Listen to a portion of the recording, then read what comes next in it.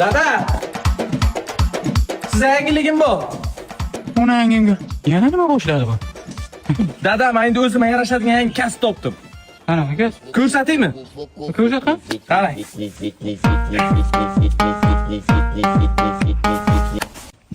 Ona yangimga. Hamsa, tez uyima keling. O'z uyim bo'ladi uyimda. Yaxshimisiz? Nima gap? Bu kim? Zokir-ku o'g'lim. Zokir? Yana nimani boshladi bu? Ko'rasizmi? Nimani boshlaganini? Tur ko'rsat.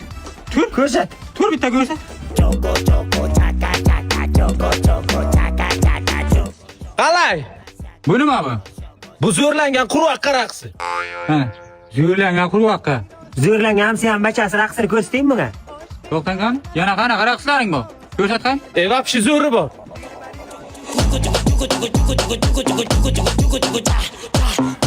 Qalay?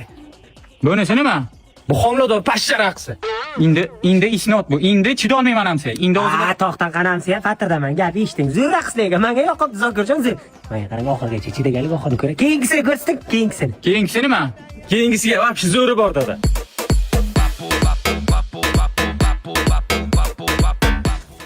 Qalay? Bu nima?